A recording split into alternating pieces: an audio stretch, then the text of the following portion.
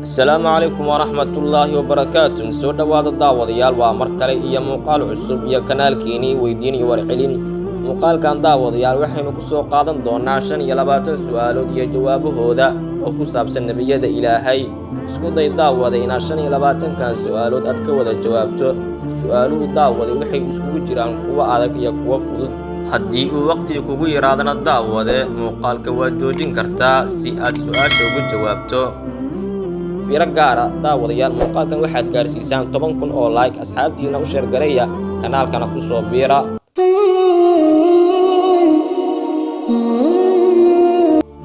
su'aasha koowaad yaa uu soo hor islaamay reer Madiina?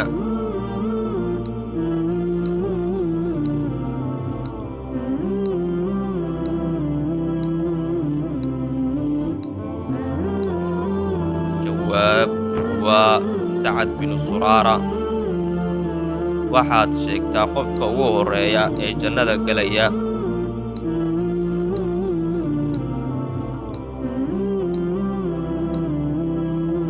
jawaab waa nebigeena Maxamed naxariis iyo nabadgelyo dushiisa ahaatee.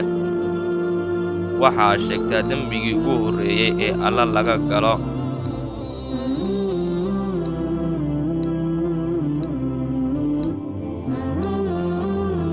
jawaab waa kibirkii shaydaanka.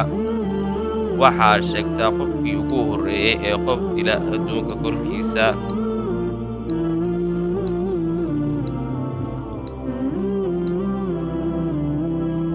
jawaab waa qaabiil binu aadam oo dilay walaalkii haabiil. waxaad sheegtaa qofkii ugu horreeyey ee qiblada u tukada.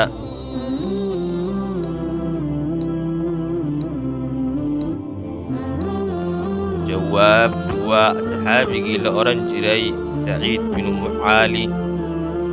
waxaad sheegtaa magaca asxaabiga Abi Saciid al-Khudri.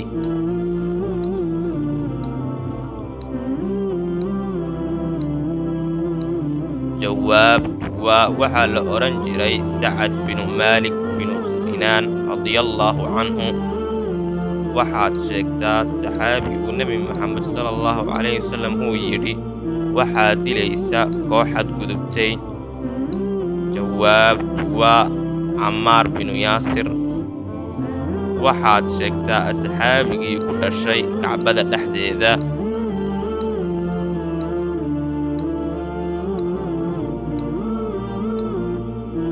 jawaab waa Xakiim binu Xisaam radiyallaahu canhu.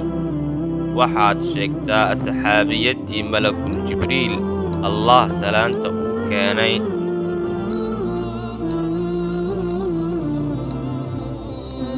jawaab waa Khadiija bintu Khuwaylad radiyallaahu canhaa. waa kuma sayidka shuhadada?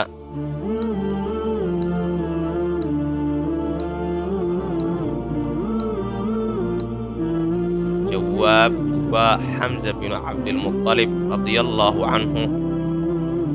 waxaad sheegtaa asxaabigii nebigu naxariis iyo nabadgelyo dushiisa ahaatee u sheegay inuu Alle jecel yahay. jawaab waa Miqdaad binu Camar radiyallaahu canhu. waxaad sheegtaa asxaabigii ku riyooday aadaanka.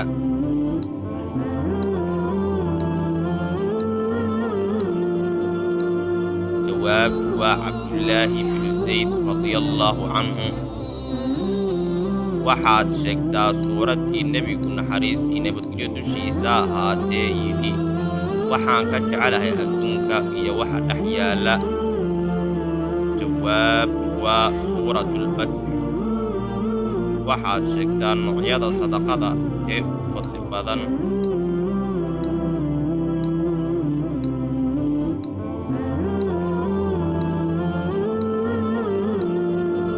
jawaab waa waxaa ugu fadli badan biyaha oo la iswaraabsho. waxaad sheegtaa magaca faraskii ugu horreeyey ee rasuulku sallallahu calayhi wasallam uu fuulo. jawaab waa Sakab. waxaad sheegtaa asxaabigii malaa'igtu ka xishoon jirtay.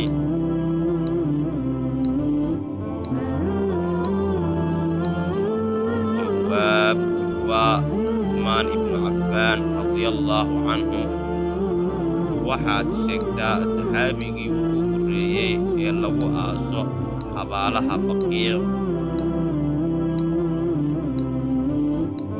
jawaab waa cusmaan ibnu maktuum radiyallaahu canhu.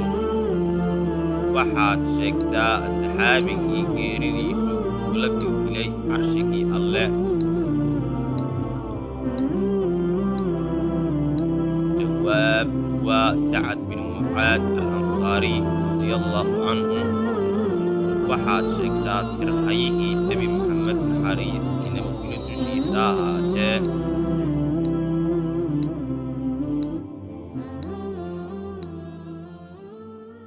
jawaab waa xudayfa binu yamaan radiyallaahu canhu. waxaad sheegtaa saxaabigii sunta cabay ee yidhi bismillaahi ee aan waxba ku noqon. jawaab waa khaalid bin waliid radiyallaahu canhu. waxaad sheegtaa asxaabigii dilay aabbihii oo gaal ah dagaalkii beder.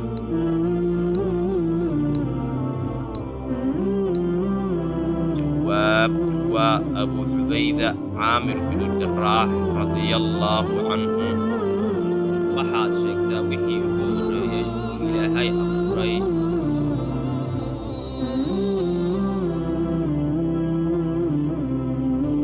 jawaab waa qalinka. waxaad sheegtaa asxaabigii ugu horreeyey ee u gujooday ardulxabasha.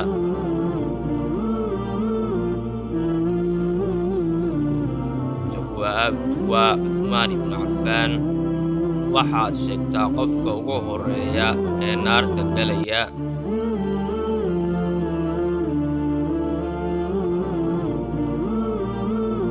jawaab waa suldaan ama madaxweyne ama hogaamiye aan cadaalad samaynin.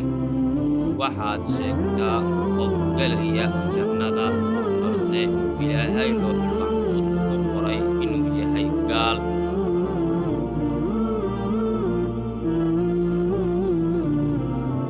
jawaab waa wiilkii buu dilay qadir calayhi salaam markuu la socday nebi muuse calayhi salaam. fadlan daawade haddii muuqaalkan ku cajabgeliyey hanaga ilaawin inaad ku soo biirto kanaalka, muuqaalkan laag aad saarto asxaabtaadana aad ku sheer garayso. haddii aad u baahan tahay daawade muuqaalo intaa ka faahfaahsan labada muuqaal aynu shaashadda ku saarnay, sii daawo si aad ugu faa'iidaysato aqoon iyo ogaal aad u badan. asalaamu calaykum waraxmatullaahi wabarakaatuh.